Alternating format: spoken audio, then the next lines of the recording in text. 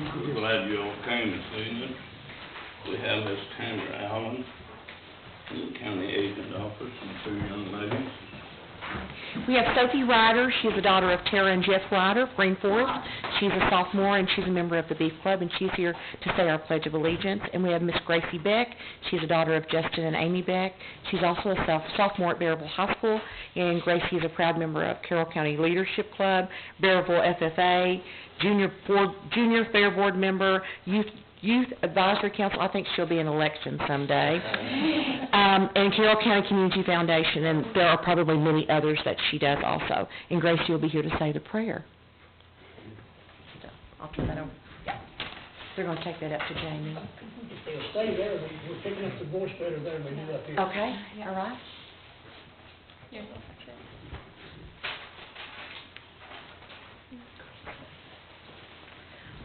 I pledge allegiance to the flag of the United States of America and to the republic for which it stands, one nation, under God, indivisible, with liberty and justice for all. Dear Lord, I thank you for this day, and I thank you for everything you've done for us.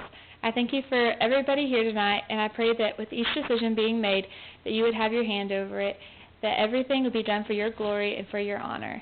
Thank you for everything. In Jesus' name we pray. Amen. Amen. Amen.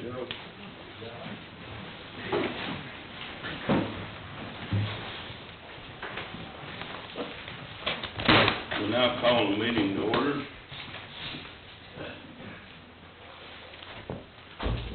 Ms. Jimmy, would you do the roll call, please? J.P. Newton. Yes. J.P. Olson. Here. J.P. Ritchie. Here. J.P. Johnson. Here. J.P. Phillips. Here. J.P. Hicks. Here. J.P. Watson. Here. J.P. McNeely. Here. J.P. Hall. Here. J.P. Swafford. Here. And J.P. Howard. Here. Thank you.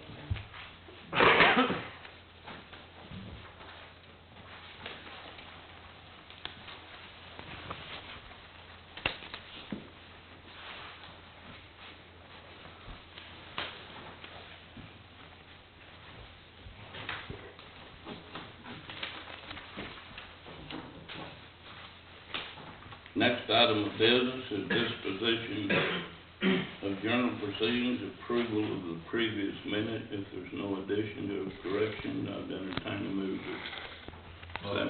Marty. Second. Chuck, second. All in favor? Aye. Any opposed?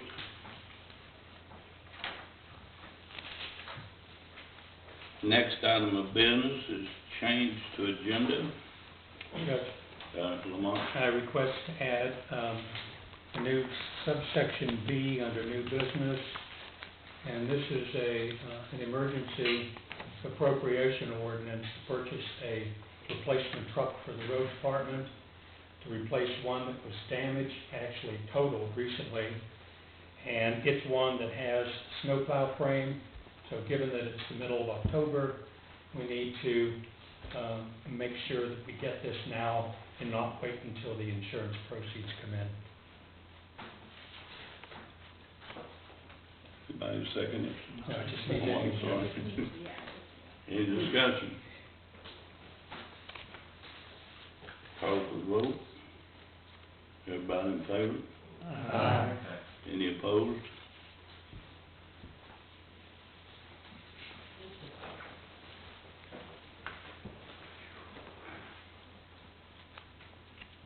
You want to move that to the last of the order? Or? Yes, sir. Okay. Under new business B. Okay. Next is public comments. You have 3 minutes. If you have any comments, please raise your hand. Not, we'll get on to miscellaneous. Matt Phillips, would you like to introduce?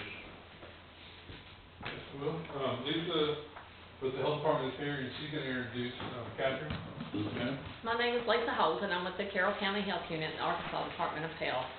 We are working with the Northwest Arkansas Economic Development District, looking for grant opportunities. And I brought these ladies with me tonight, and I'd like for y'all to listen to what they have to say. Catherine Baker and Tina Cole. Hi, pleasure to be here. I'm Catherine Baker from Northwest Come up Arkansas. here, Lou. Hey there. I'm Catherine Baker from the Northwest Arkansas Economic Development District. We're in the process of applying for a grant for CDBG funds for the health department to get renovation and expansion. The grant we're applying for is for between $75,000 and $200,000. The grant application is due, the application period opens in January and closes at the end of March. So we're well on our way to getting the application filled out.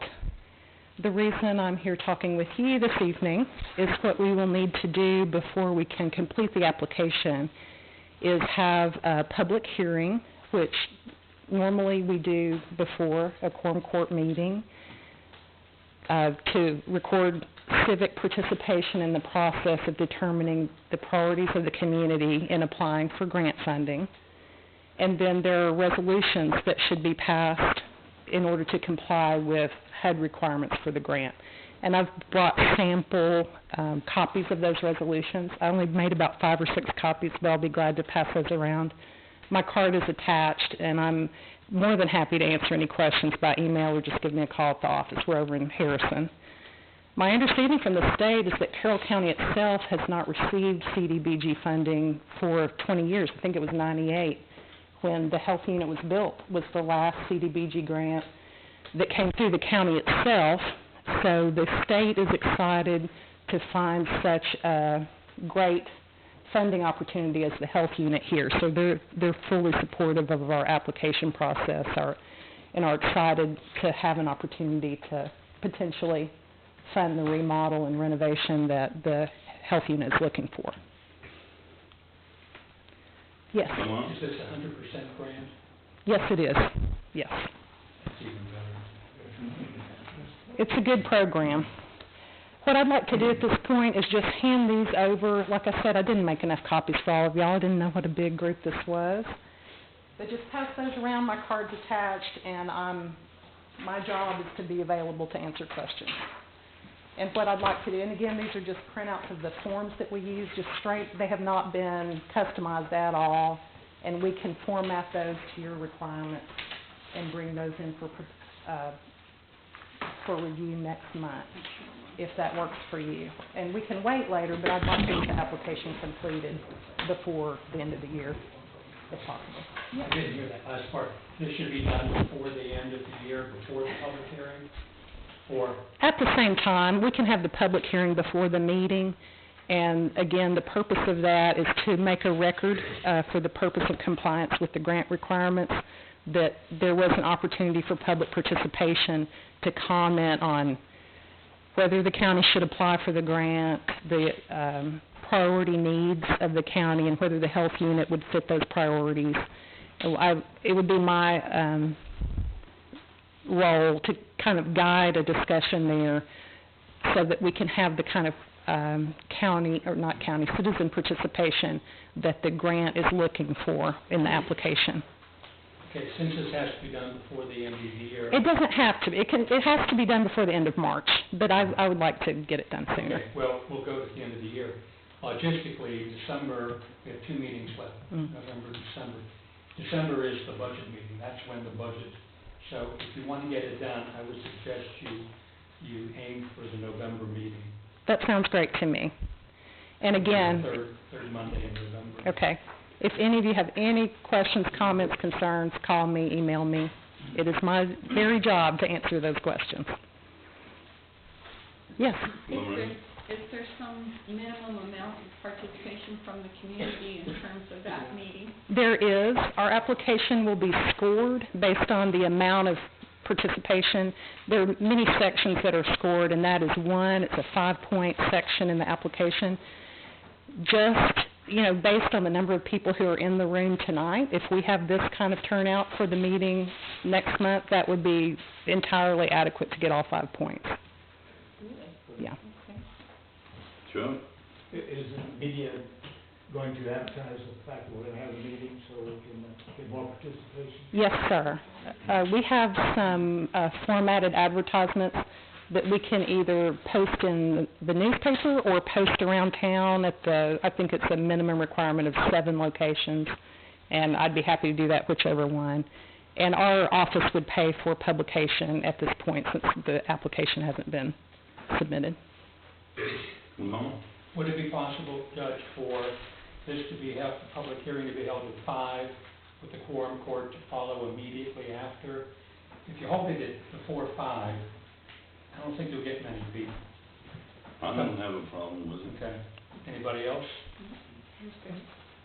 That sounds great. That's a great plan. Well, thank you for your time and attention, and again, I'm available with any comments or questions you may have. Thank you. Matter of fact, Thank you all. Yeah.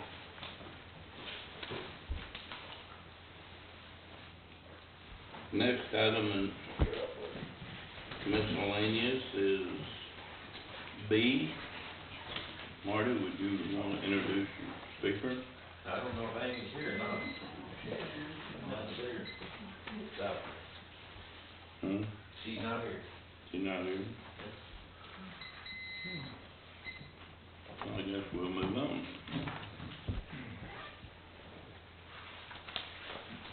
Next is C. Larry, would you want to introduce yourself?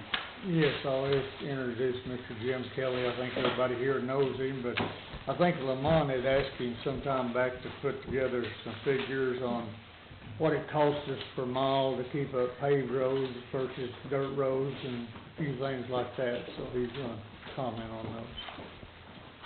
Well, it's good to be able to come back to you this evening. First off, I'd like for you to look at your little packets that I gave you there, your printed forms. And I'd kind of like to go over them with you.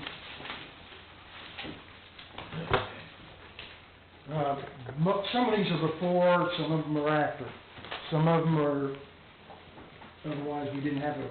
The first one you'll see is County Road 924. That's out in the Osage area. This road was washed out and with ruts and ditches across down the road for about 1,549 feet. The road was washed to 11 foot wide. We went in there and hauled basically pretty much about 2,520 cubic yards of clay and gravel at a cost of $55,892 to repair this road. These are FEMA projects is what I'm showing you. Okay, so that was on our large project. The first 2 or 3 here are on our large project that we turned in that we haven't been paid for as of yet. The next picture, page 2 and 3, is County Road 139. That's off of Hillspeak, if you're familiar with the area over there. It goes down in, when I was a kid raised up, it's called Grinstead Hollow. But anyway, it goes off down in there. You'll see by it that the road is washed pretty bad. In the corner, the upper right-hand corner, you can see there's a house there. The water got up around that basement of that house as it came down that little creek there. The culvert's plugged up, and actually you know what happened there. The water come out in the road, washing away about 800 foot of the road. We went in and there again, we had to haul about 570 cubic yards of clay, along with putting in new culverts. We hauled in shot rock. We put some concrete around the end of it, hopefully to keep it from flooding and doing it again. And knocking on wood, so far, every rain we've got has not gone back out in the road. That was a cost of $16,396. There again, that was on our large project. The next picture you'll see is County Road 233. That's over at Beavertown on the west side of the bridge over there. Excuse me. That road washed away, as you can see, the ends of both ends of the bridge. If you look at the back of the picture, you see a little blue car sitting over there. The water was up to the windows on that car. during the flood. So we hauled in and had to haul in shot rock, we had to haul in clay to repair both ends of the bridge so that the people could get in and out. This is their only way in and out. Jack's probably familiar with that over there. The next picture, What county road was that again, Jim? 233. That's the one we did the rescue, and the lady out there was stranded on the stump down the river, your name. Yeah, probably in that little blue car. Yeah, I think that's, if I remember right, that's what the officer told me, something like that. All right, the next picture you'll see on page 6, don't get excited. That is not our excavator sitting in the water. That is Eric Greer's. He was down there rebuilding the bridge. And believe it or not, that excavator is sitting at the edge of the road. That's how deep the water got down through there. And in the next picture, you'll see the picture of the bridge. That bridge just got finished 2 days before that water hit. This is one reason why we went to this style of bridge. It'll hold up. It'll take a licking and keep on ticking, as the old Timex deal said. All right, the next one, and I'm trying to hurry up so I'll get all my time. The next one is County Road 630. It took about 1,522 cubic yards of clay to repair this road.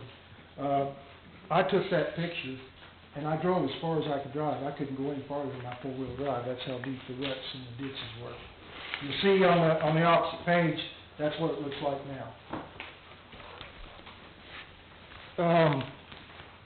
Page 10 is on County Road 704. It's out here by the fertilizer plant. Off of it, comes back, the road will come back around to the quarry. This bridge is washed out, and you can see the damage to the bridge. The next picture you'll see, we've got it repaired, and that's what it looks like now. Jim, one more thing. For all of these damage, This is all damage from the as a result of flooding in the spring? This is all the flooding from last spring, yes. Page 12, that's County Road 533, and it's washed for about a half mile. This road is not repaired, it's just been patched up so the people can get in and out the best we could. The next picture over there is, this creek was about 100 feet to the left. You can see the chicken houses that runs over on the other side. They'd come out and it was going down the road. This is what we was looking at basically every day while that flood was going on. Just some for you to know. The next picture is 739. It was patched, and the next one is 918. They're just patched up. There are still roads that we have to work on. All right, now going on. The last page there, you can kind of follow along with me as I tell you about this. It says, I was asked to figure out what it costs to maintain county roads for 1 year. So I sat down and did figuring and got as close as I could. Now, these aren't written in stone, as they say, but this is pretty close to what it cost us. A gravel road cost us $2,239 per mile per year to maintain. A chip and seal road cost us about $8,261 per mile per year. There's a total of 618 miles of gravel roads, 143 miles of paved, chipped, and sealed roads in this county, and I believe we're doing a pretty good job taking care of them at that kind of cost. The total cost to maintain our roads, if you figure it out that way, is $2,565,025. Most of our county roads are chipped and sealed. Never had a good base on them. I can tell you from a fact from past when I worked, they would go out, grade the road, the oil truck would show up, shoot oil, and go on. We don't do that anymore. Now we build it up. We put base rock underneath the road, get it like it's supposed to be. Since we know a lot better now, in the past 10 years, we've rehabbed 59 roads. 24 of them were with state aid, which the state paid 90%, we paid 10%. And 35 miles was done by, total cost to the county. The question I hear most of the time is, what about all the money you get in the taxes? Folks, you read the bottom line now. It says, I said, as you know, we only get $6 of every 100 that is paid in on personal property tax. And that's all the road department gets. And so at this time, I'd like to thank you for your time, and I want to thank you for the work that you do with us. Arms are going up everywhere. Go ahead. Next time I got a printout from Tim Goering. Yeah, I've got it right here. I thought you'd forgot Yeah, it. yeah, I did till I just now seen it. Got a printout from Tim Goering, and since 2008 to this time, the county has received $4,906,797 FEMA? from FEMA. Yeah. On 233, Yes, sir. Jimmy, that's in my district, and several people have called me on about that bridge, the old railroad car. Mhm. And the fact is, if we have a fire down there, I'm not sure, Jack, you can run a truck across that. Oh, yeah, we crossed it several times. And they were worried about that. Now, there is a gravel road right alongside of it that you can bypass the bridge, but is there any plans that you would know of in the future? Not unless take care of that? not unless you can give us a whole lot more money. I'd love to, but. I mean, that railroad car, if you would look at what those railroad cars, are weighted for what they'll haul, or supposed to hold up, they will hold up 100,000 pounds. Well, I've run across it with a fire truck real fast. I didn't want to slow down. Yeah. We have crossed it with pumpers and So tankers. have I, but I mean, I'm not sure how safe it is. It didn't repel. Well, these are the same railroad cars that you see going down on the railroad that's got two, trailers without the tractor, but tractor trailer is. Got two trailers sitting on each one of them that are loaded, and so they're. If you look at it, then most of them have about 2-foot head walls on them that they're sitting on, and it's all been reinforced concrete with rebar and all that, and it's anchored down on that, so it's not gonna go.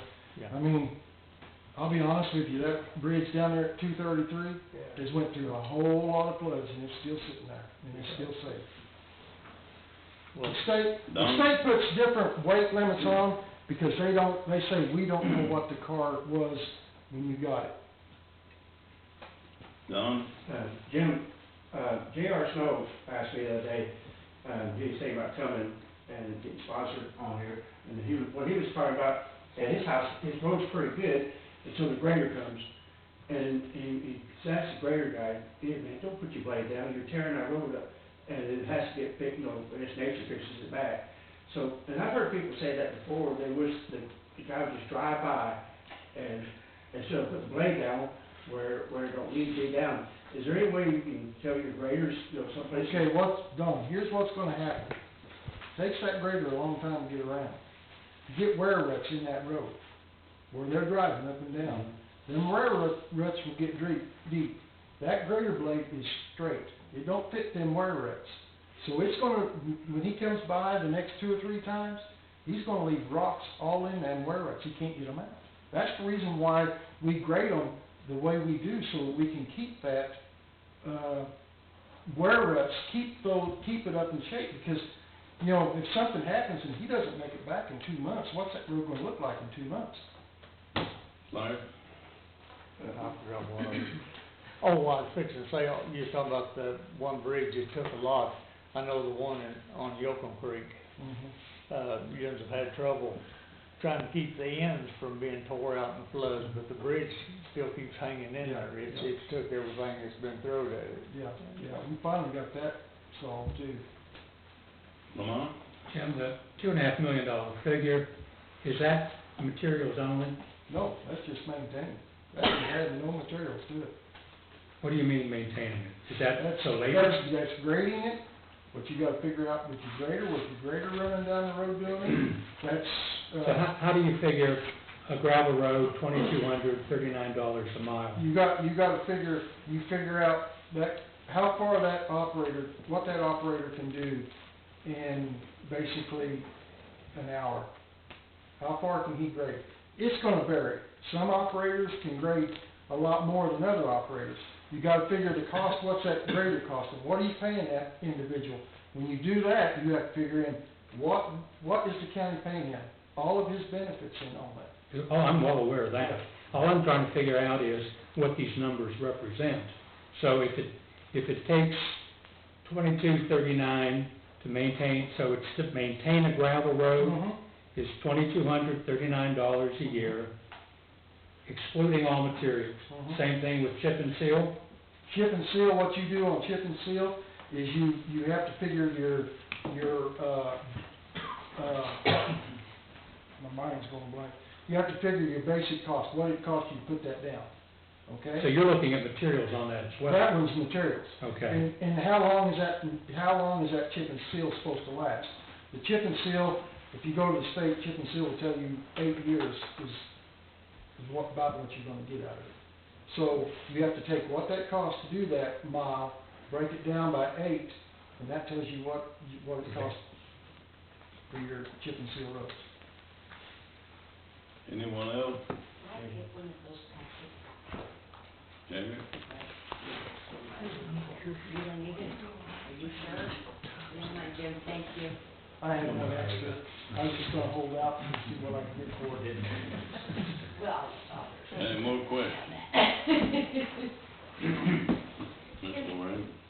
Is there a proposed plan over, say, the next 10 years to look at fixing roads in terms of bringing them up to quality rather than just maintaining?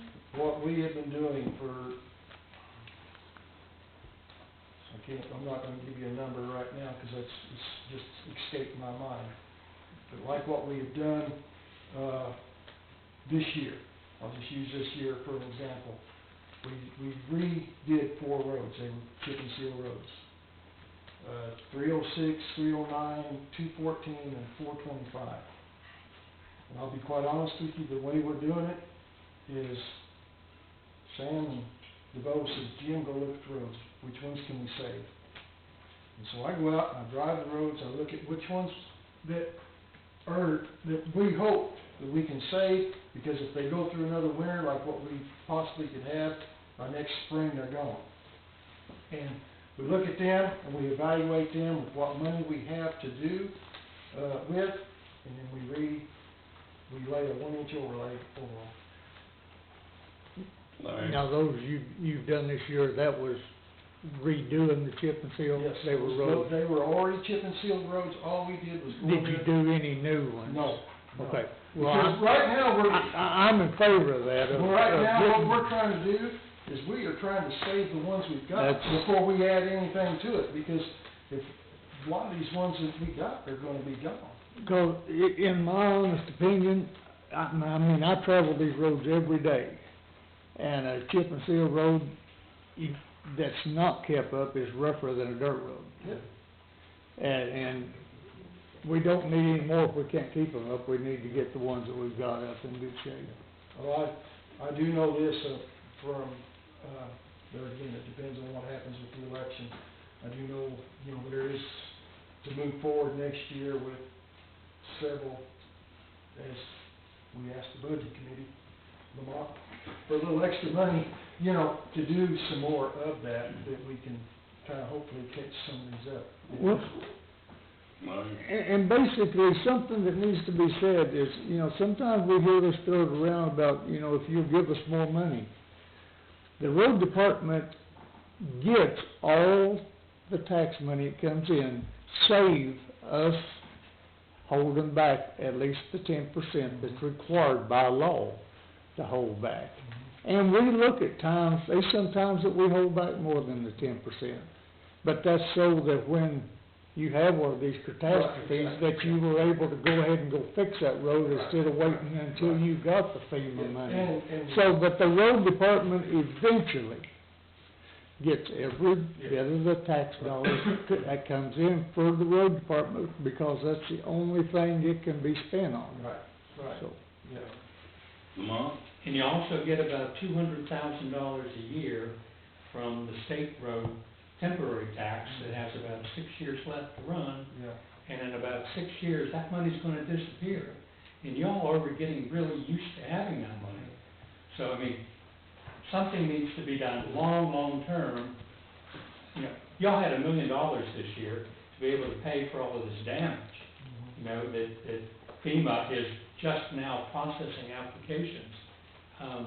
If that money hadn't been held back, you know, we've got money available now to give y'all a new truck, so you can pave the roads. If money hadn't been held back for that. I understand. You know, well, it's just that we get the bitching all the time about, and it's not just road department, it's others as well about, just give us more money.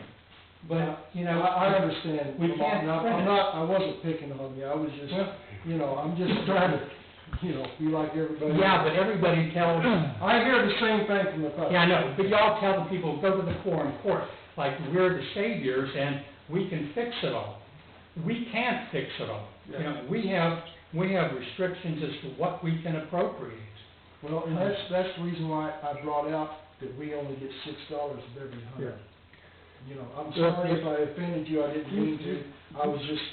well, no, you didn't offend me. As a matter of fact, I was gonna follow up on what I said. You eventually get all the tax money for the roads, but with that being said, I think you do a good job with the amount of money that you have to take care of the roads. We try. So, You know, I mean, it's,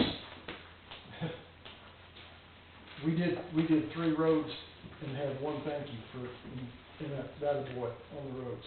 But you don't know how many customs that my guys got.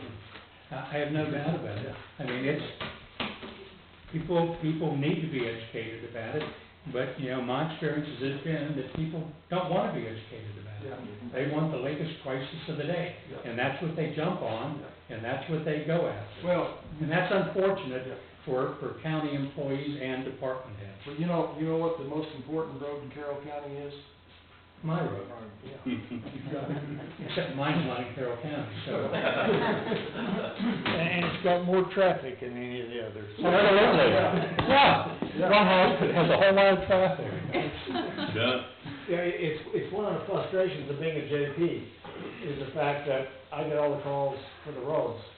And that bridge is a good example on 233. I was on the phone for last year, or earlier this year, for about an hour with that person. There's 18 homes down that road. And if they have a fire, or they're worried about getting across that bridge. And so they'd like to have a real bridge. But it's gonna be at least $250,000, right? Make it work. Easy. So it's a matter of money, and we all know from being on the budget group is that we spend as much as we can.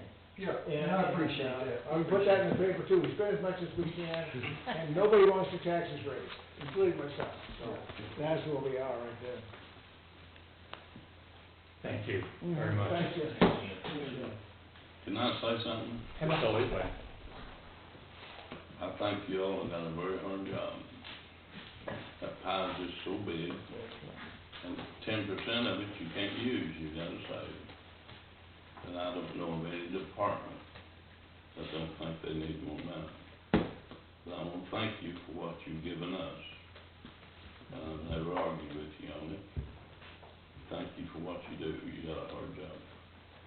And for every department except for the road department, which has dedicated funding, everybody who asks for money means somebody else is going to get less money. So if there's no other way to handle that. You got a thankless job, but I thank you. You got one thank you, and you never get another. Enjoy that one. Let's move on, that's the old business.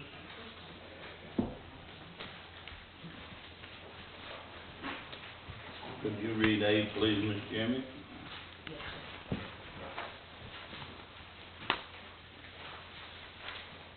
Being enacted by the Quorum Court of the County of Carroll, State of Arkansas, an ordinance entitled, an ordinance establishing an electronic for the direct deposit of funds into payee's account in the financial institutions and payment of a payroll claim allowed against the county. Move to adopt. Second. I apologize, JP, who seconded that? Thank you.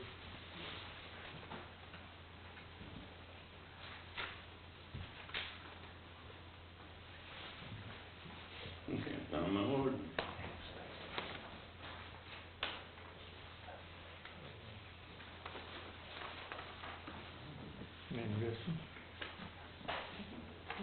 Any discussion?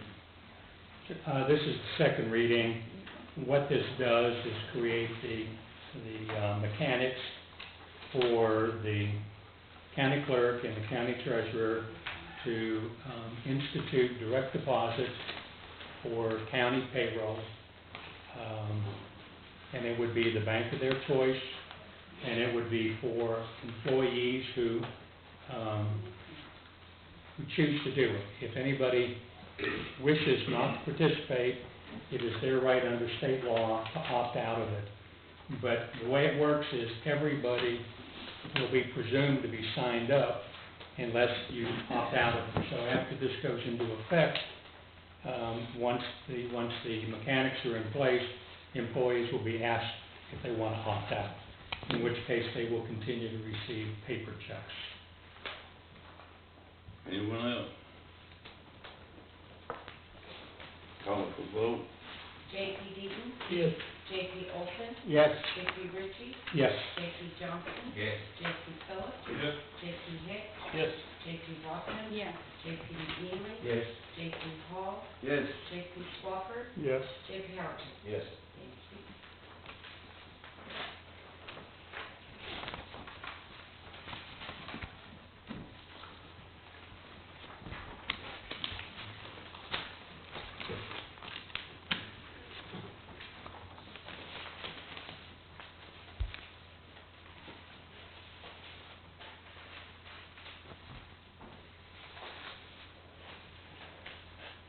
Would you move now to new business?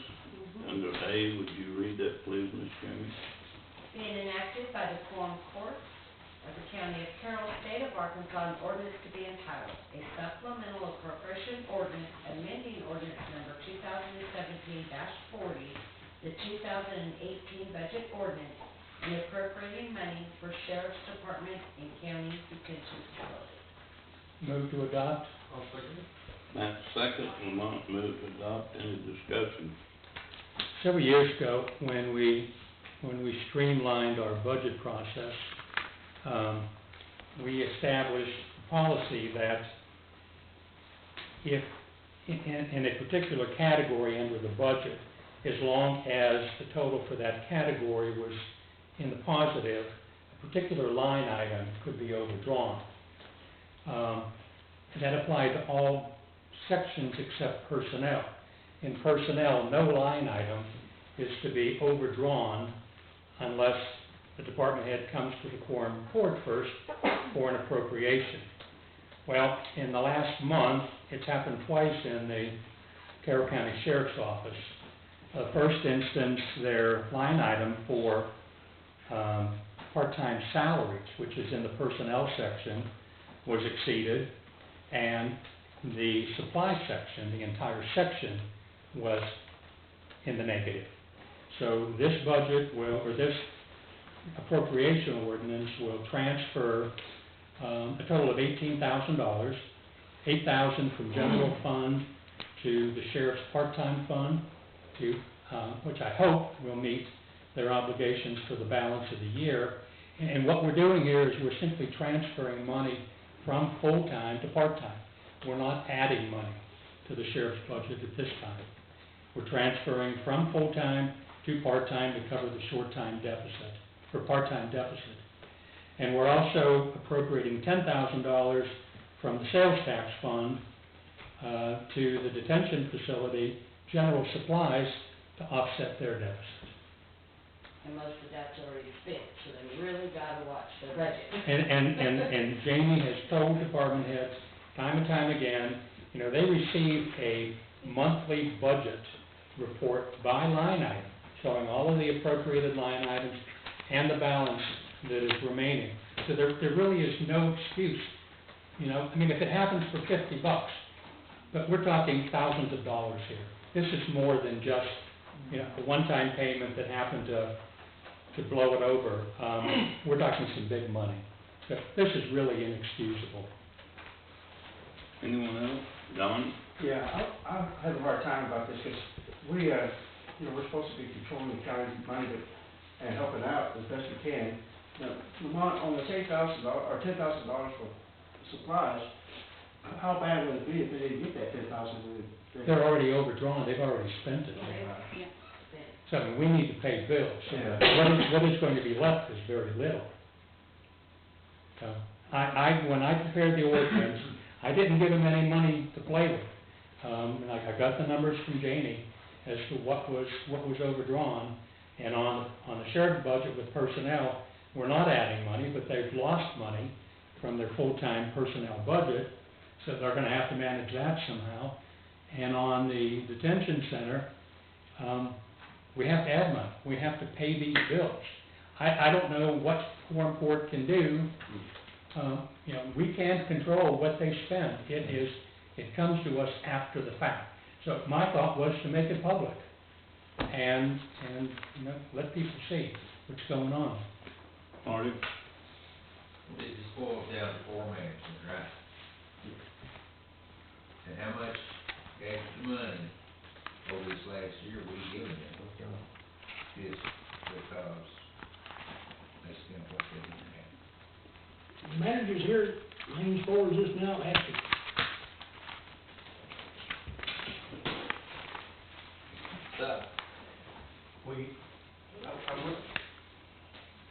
Want me to respond to it? Yeah. Okay. If you will look at our detention numbers of what we were holding last year, we were averaging between 60 and 80 prisoners, maybe 65 to 80 prisoners. That incurs a certain amount of money to operate that. One of the big things that I did last year was to ensure that the amount of state prisoners we were holding at $30 a day was greatly increased. So that, while it costs a certain amount of money, now we are keeping an average between 85 and 100 prisoners in our jail. Now, yes, that does cost money, but the return on that investment is what I would have you look at as far as the bottom line. If you will look, I don't have the numbers actually in front of me, but we are projected for earning just, now we're not talking about commissary monies we'll get from that, but we're projected for earning from the state to hold those state prisoners somewhere around $250,000 this year, which is a great increase from what we were taking in the year prior. And if you'll look at the difference between those two, the money we earn versus the money we have to spend to house them, we earn way more than $10,000. I think that's wonderful, but it's irrelevant. It has nothing to do with what this ordinance does. There was X number of dollars appropriated for supplies. That's the category supplies. And the bottom line in that section is overdrawn. You spent, I don't know what it was spent on because we don't get that detail. Do you know how much is it over? It was supposed to, I believe, over $8,000 from, I didn't bring it with me, I think when we went through it, it was $8,000 and some odd dollars. So I mean, if you're making money, you know, y'all could have come, not you, the sheriff, could have come and requested that an adjustment be made to the budget to move money from another section that wasn't being used to cover this. But we have a policy that says if you're in a particular budget section, you can spend up to the amount that is appropriated. It's against the law to spend money, against state law, to spend money that's not appropriated. I mean, it's just plain and simple. Anyone else? I think if anybody's got a question about it, I think maybe he might be the wrong person to ask about it, maybe the sheriff that we can talk to. Besides, Put you on the spot there. No, I am a little bit on the spot, Right. but, I mean, I was actually unaware. Let's just throw all the cards out on the table. I was unaware that we were over budget. If somebody was aware of it, either by the sheriff or Ms. Webb, that information was not given to me. We purchased supplies based on the amount of inmates that we are housing. If we don't purchase those supplies, we won't be able to house them and make the money we do. So I'm in a little bit of a catch-22 here. But I will say, for the record, I was unaware. And if we were, somebody should have told me. Because we're just gonna purchase normal, everyday items as we always do to house the prisoners that we're holding. So my experience as being new in the finance committee is understanding that there's processes in place where each department is notified of how much is left. And then the department, if they're gonna buy more, they have to check against that balance before they spend money, just like you and me with our checkbook, you know? Sure. And so it is available, and I think that's the frustration that we feel in the finance committee when things like this happen. It costs us money to actually process these types of corrections. So it's another waste of money and time when the process is not adhered to. I can probably ask this of Jamie or this young lady, one. How often do we receive the money from the state for housing their prisoners? I wouldn't be able to answer that, Larry, does not come to me, but. Monthly. But Jerry can, or. Monthly. We send out the invoices monthly. Okay, my second part of my question, what fund does that money go into? That would be going into your detention center, correct? Lee, if I'm Yes, wrong, ma'am. Nikita, am I correct on that? So we should be taking in more money Correct. because of the more prisoners. It all boils down to, like you said, the management issue that the sheriff should have come in and said, we're housing more prisoners this year, our costs are up for supplies, I need to move money from where it's come in here over to take care of the extra cost on supplies, and it's just not been done. exactly. Yes. Yeah. Tom? Well, we've had more prisoners than that before. Over several years back, we had 90-something all the time, and it did have this problem. Anyone else? Call the question. Call the vote. All right. J.P. Deaton, Yeah. J.P. Olson, Yes. J.P. Ritchie, Yes. J.P. Johnson, Yes. J.P. Phillips, Yes. J.P. Hicks, Yes. J.P. Watson, Yes. J.P. McNeely, No. J.P. Hall, Yes. J.P. Swafford, Yes. J.P. Harrison. Yes.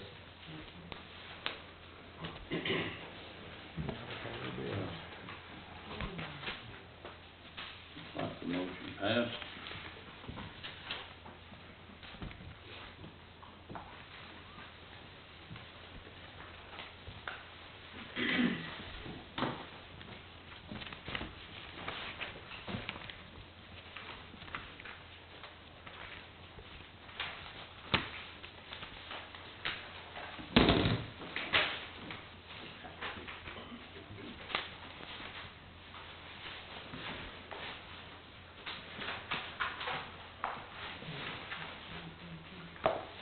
Next item of business was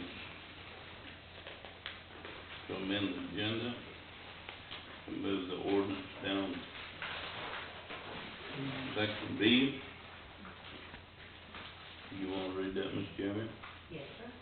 Be it enacted by the Quorum Court of the County of Carroll, State of Arkansas, an ordinance to be entitled, a supplemental appropriation ordinance amending ordinance 2017-40, the 2018 budget to purchase a truck for the road department. Move to adopt. Mark moved to adopt, Matt second. Any discussion? As I mentioned in the introduction, the judge notified me last week that a 2006 Dodge Ram pickup was totaled. It is being covered by insurance to the tune of $18,000 plus dollars. There's also a frame for the snowplow that will receive another $2,000, excuse me. So we will have insurance coverage for $20,723.66. He has located a new 2018 Dodge Ram pickup, four-wheel drive, at a cost of $26,767. Adding the 2000 for the frame brings it to $28,800. So I have prepared this ordinance to transfer from the road fund to road department vehicles. In order to purchase this now, we can wait until we get the reimbursement from the insurance company, but that goes into the road fund. We would have to appropriate it out. So this will expedite the process, but our net expense is going to be just over $7,000, excuse me. Any more discussion? Call for the vote. J.P. Deaton? Yes. J.P. Olson? Yes. J.P. Ritchie? Yes. J.P. Johnson? Yes. J.P. Phillips? Yes. J.P. Hicks? Yes. J.P. Watson? Yes. J.P. McMillan? Yes. J.P. Hall? Yes. J.P. Shepherd? Yes. J.P. Harrison? Yes. Thank you.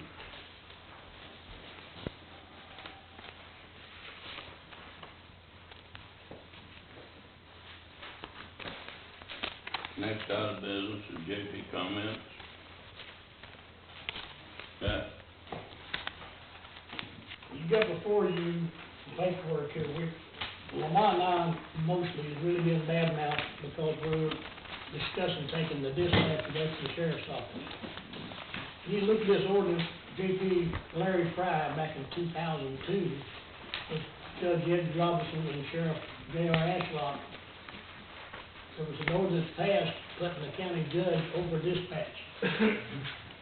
Talks about some state statutes in there, and I'll give you a copy of that at the same time. So the dispatch has actually been under the county judge for the last 16 years. It was not always done that way. But illegally, the sheriff has been over dispatch when he should not been, because it should have been under the county judge's control for the last 16 years. So Lamont and I have been catching all this crap, and that's why Lamont's upset, and I'm pretty peeled myself, I'm sorry. But we're getting all this hammered this stuff, and all we're doing is just do the legal thing. Because it's been under the sheriff, we spent hundreds of thousands of dollars correcting problems, and it's not totally against the sheriff, because whoever gets assigned to taking care of the dispatch has got other duties too. There's been towers moved without updating the licenses, we get all kinds of problems. And it hasn't been done right, and all Lamont and I have been trying to do is get it legalized. And right there is the ordinance was passed in the Quorum Court in 2002 to put the thing under the county judge. And it reads it, if you want to read it, it says that the county judge will have a department head who answers to him, who oversees that, and do the NCIC and ACIC. The sheriff will give the designated person the authority to operate NCIC and ACIC. So there it is. So, Don? That was, because the sheriff's always trying to keep that thing. Okay, so, pass that day, go to the judge. I don't know. No, It needs to be recognized. That? I don't know whether it's a power deal or whatever it is. There's been some documents and figures done. It's a central dispatch. There's 4 law enforcement agencies in Carroll County. One of them dispatches themselves. So there's only 3 law enforcement agencies uses dispatch basically. There's 9 fire departments, 2 ambulance services. Out of those 9 fire departments, 7 of those departments have medical first responders that gets dispatched. So the majority of dispatching out of central dispatch is not law enforcement. It is emergencies. Now, I've been on both sides of it. If I'm running a 28 or 29 on the car at 2 o'clock in the morning, my call is the most important one there. If I step back and I'm fighting a house fire, That's the most important thing. Or if I'm working on a heart attack, I feel that's the most important thing. But the central dispatch needs to handle all calls equally. And if it's under the sheriff's office, they're gonna get hammered all the time because they think they're the most important call. Right? Right. Is this something that you wanna overtake here, the dispatch, Judge? How You feel what, about- sir? How do you feel about it, Judge? Well, state law gives 911 to the county judge. There's an ordinance in the county that also gives it to the county judge. My feelings on it when I took office is, I know nothing about a radio, and the police department are more intelligent on it. And Randy and I had an agreement that he would run it, but we would talk about any changes that was made. That was my decision to try to help protect the safety of the people of the county. If I don't know nothing about a radio, I'm not gonna tell other people how to do it. I think it's important to find somebody that does know how to do it. I'm totally again taking my OEM man away, and I think it's a good idea to add someone that knows radios to help the safety of the people of the county. But I'd like to see it done with a separate ordinance for somebody part-time in there or full-time, whatever y'all choose to do. I understand that you all have the power by ordinance to take my OEM man away from me. But I hope you don't choose to do that. He does a lot for me and for the county that a lot of people don't know anything about. I'd hate to get rid of a man that takes a dog and goes out and hunts for people that's lost and gets no money out of it.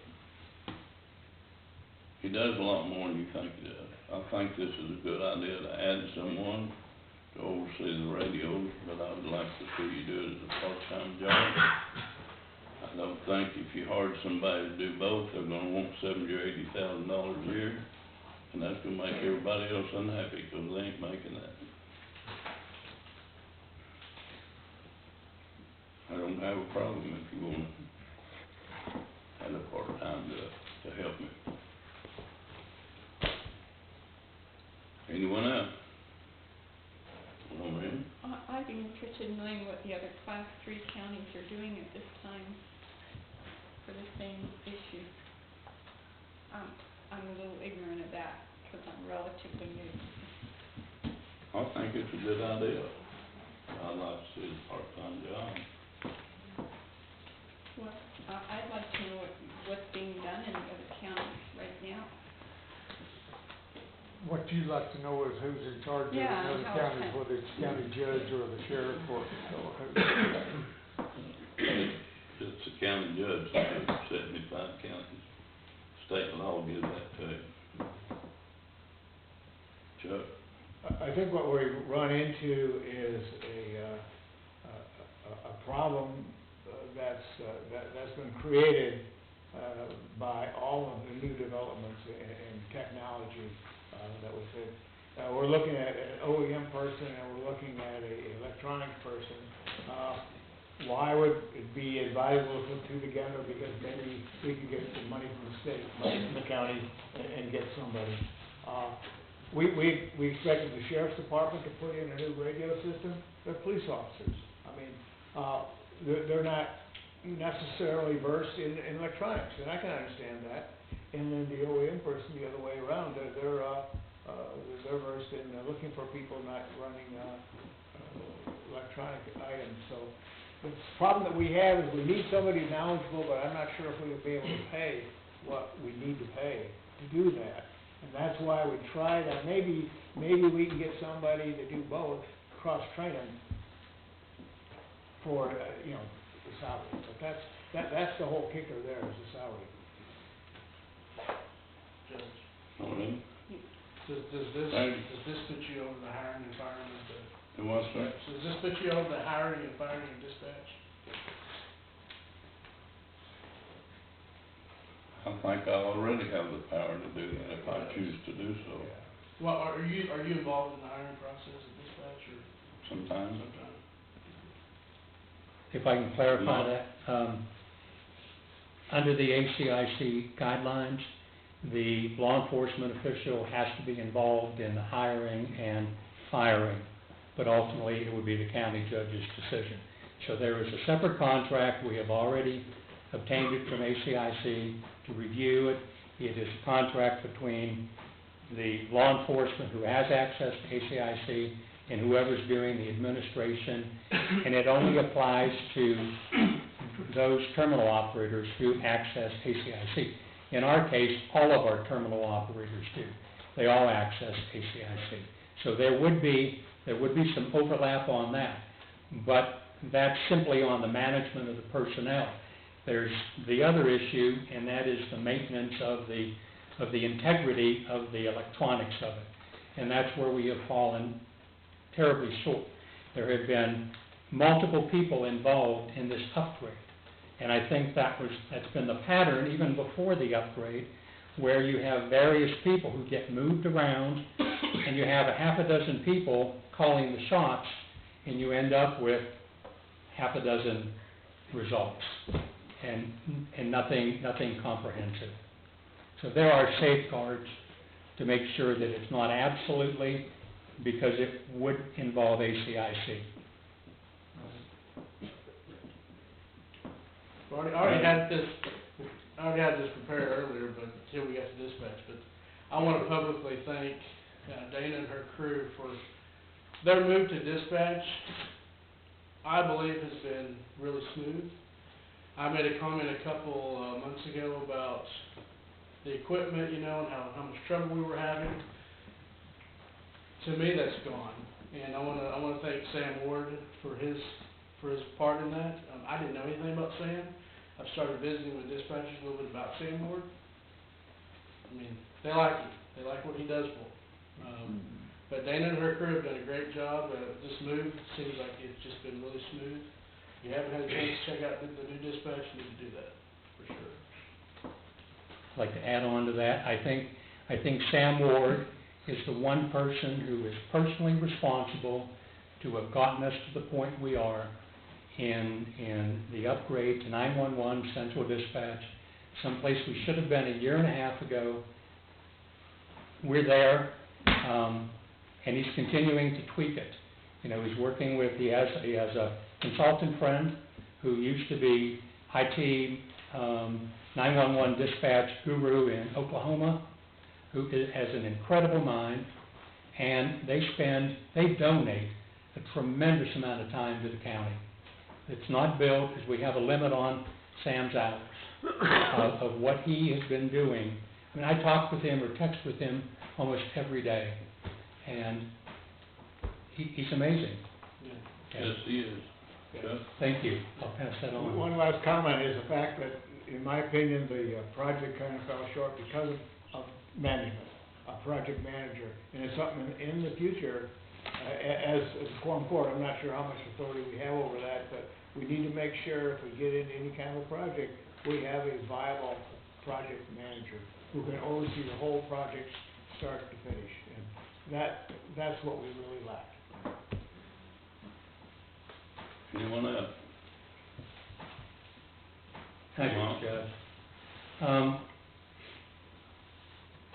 Jack alluded to this about being upset. That's really kind of an understatement. My term on the Quorum Court will end in 2.5 months after nearly 8 years. Considering that this time of year also coincides with budget time, I really assumed that would be my focus, but it hasn't been as it's turned out. 2 weeks ago, I was told that a county official had made some comments about Jack Deaton and me. I believe many of those who already know about this would prefer that it just go away, but it hasn't, not for me. I was told that Jack was called an FF and backstabbing something or another, and me, I was called a faggot. The specifics about the actual language were not shared with me until a few days later, and only after I pressed the issue. There's a handful of words that can, just by using them, convey utter disregard, disrespect, and hatred for someone else just because of their very existence. When a straight person refers to a gay man as a faggot, there is no doubt about what it is meant. It's more than an insult. It's a judgment call about that person's right to exist at all. When I asked if this language was used, the official replied, absolutely not. On the other side, the accuser, who happens to be a subordinate of this official, swears it to be the truth, offering to take a lie detector test. One of them is lying, yet both are still working for the county. I am left with a he said, she said, she said conflict, or whatever combination that you want to use. But unlike a typical situation with those facts, here we have two third parties who were the victims. All I know for sure is that someone used that language in some context 2 weeks ago. As a result, I have been humiliated and degraded. I am embarrassed to be here, and I rue the way my last 3 months on the Quorum Court will be remembered. I provided this information to the prosecutor's office and to the county judge. Neither felt there was anything their office could do except apologize, and somehow that just doesn't feel adequate. I am from Eureka Springs. It has long suffered the jokes directed at its diverse population, some coming right from here. One of my earliest memories after joining this body was hearing a comment about Eureka's alleged reputation statewide as being inhabited by fruits and nuts. I didn't respond because that was as clear a signal as I needed that if I expected to effectively serve my district in the county, I needed to blend in, and it worked mostly, but not enough to escape the faggot label. In case any of you don't know, the recently adopted personnel manual includes language that adds sexual orientation and gender identity as characteristics that are protected against discrimination and harassment in county hiring and personnel matters. We had to do that, see, because a 2015 law sponsored by one of y'all's favorite legislators made it illegal for any local government entity to provide non-discrimination protections that were not already allowed under state or federal law. Eureka has such an ordinance. Fayetteville does too, but the litigation continues. Like it or not, the world continues to evolve, and no lack of backward thinking is going to change that. I just hope Carroll County soon finds leaders on both sides of the river who will be in front of that evolution and not behind it. And on that note, I move to adjourn. Have a second? All in favor? Aye. Any opposed? Meeting adjourned.